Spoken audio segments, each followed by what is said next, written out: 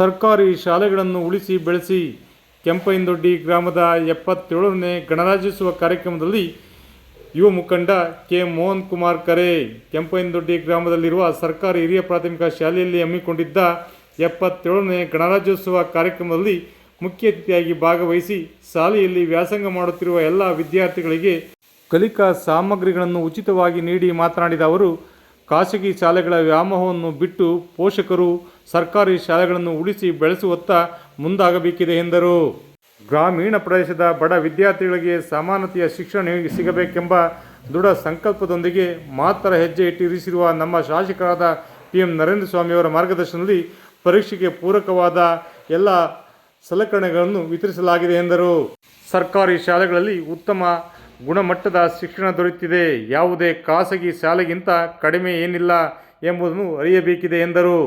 ಕಾರ್ಯಕ್ರಮದಲ್ಲಿ ಮುಖ್ಯ ಶಿಕ್ಷಕ ತಿಮ್ಮಯ್ಯ ಧ್ವಜಾರೋಹಣ ನೆರವೇರಿಸಿ ಸಂದೇಶ ನೀಡಿದರು.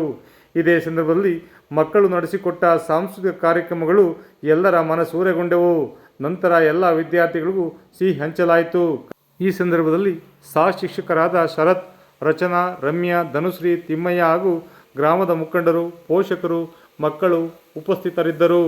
ವಿಶೇಷ ವರದಿ HN ಪ್ರಸಾದ್, ಕನ್ನಡಪ್ರಭ ವರದಿಗಾರರು, ಅಲಗೂರು, ಮಳವಳ್ಳಿ ತಾಲೂಕು. ದಿನ ನಮ್ಮ ಸರ್ಕಾರಿ ಶಾಲೆಯಲ್ಲಿ 77ನೇ ಗಣರಾಜ್ಯೋತ್ಸವವನ್ನು ಆಚರಣೆ ಮಾಡ್ತಾ ಇದ್ದೀವಿ.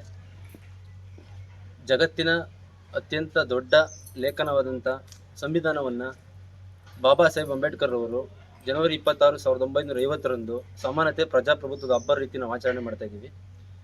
ಈ ಒಂದು ಸರ್ಕಾರಿ ಶಾಲೆನ ಉಳಿಸಬೇಕು, ಸರ್ಕಾರಿ ಎಲ್ಲ ಬಡ ಮಕ್ಕಳಿಗೆ ಸಮಾನತೆ ಶಿಕ್ಷಣ ಸಿಗಬೇಕು ಅನ್ನೋ ನಿಟ್ಟಿನಲ್ಲಿ ಒಂದು ದೊಡ್ಡ ಹೆಜ್ಜೆಯನ್ನು ಇಟ್ಟಿರ್ತಕ್ಕಂಥ ನಮ್ಮ ಹೆಮ್ಮೆಯ ಶಾಸಕರಾದ PM ನರೇಂದ್ರ ಸ್ವಾಮಿ ಅಣ್ಣನವರ ಮಾರ್ಗದರ್ಶನದಲ್ಲಿ ನಾವು ಎಲ್ಲ ಸರ್ಕಾರಿ ಶಾಲೆಗಳ ಬಡ ಮಕ್ಕಳಿಗೆ ಇವತ್ತು ಒಂದು ಪರೀಕ್ಷಾ ಮುನ್ನೆಚ್ಚರಿಕೆಯಾಗಿ ಒಂದು ಜಾಮಿಟ್ರಿ ಬಾಕ್ಸ್ ವಿತರಣೆಯನ್ನು ಕೂಡ ಅವರ ಅಭಿಮಾನಿಗಳು ಬಳಗದ ಒಂದು ರೀತಿಯಿಂದ ಇವತ್ತೆಲ್ಲ ನಮ್ಮ ಸರ್ಕಾರಿ ಶಾಲೆ ಮಕ್ಕಳಿಗೆ ವಿತರಣೆ ಮಾಡ್ತಾ ಇದ್ದೀವಿ. ಅದೇ ರೀತಿ ಇವತ್ತು ನಮ್ಮ ಶಾಸಕರ ಒಂದು ಕನಸನ್ನು ನಾವೆಲ್ಲ ಅವರ ಅಭಿಮಾನಿಗಳಾಗಿ ಅವರ ಕನಸನ್ನು ಈಡೇರಿಸಲು ಎಲ್ಲ ಬಡ ಮಕ್ಕಳು ಖಾಸಗಿ ಶಾಲೆಗಳನ್ನು ಮೀರಿಸ್ತಕ್ಕಂಥ ಒಂದು ಶಿಕ್ಷಣವನ್ನು ಸರ್ಕಾರಿ ಶಾಲೆಯಲ್ಲಿ ಕೊಡ್ತಾ ಇರೋದ್ರಿಂದ ಸರ್ಕಾರಿ ಶಾಲೆಯನ್ನು ನಾವೆಲ್ಲ ಒಗ್ಗಟ್ಟಿಂದ ಉಳಿಸಿ ಬೆಳೆಸಿ ನಮ್ಮ ಶಾಸಕರನ್ನ ಕೈ ಬಲಪಡಿಸಬೇಕು ಅಂತ ಎಲ್ಲರ ಹತ್ರ ನಾವು ಮನವಿ ಮಾಡ್ಕೊಳ್ತೀವಿ.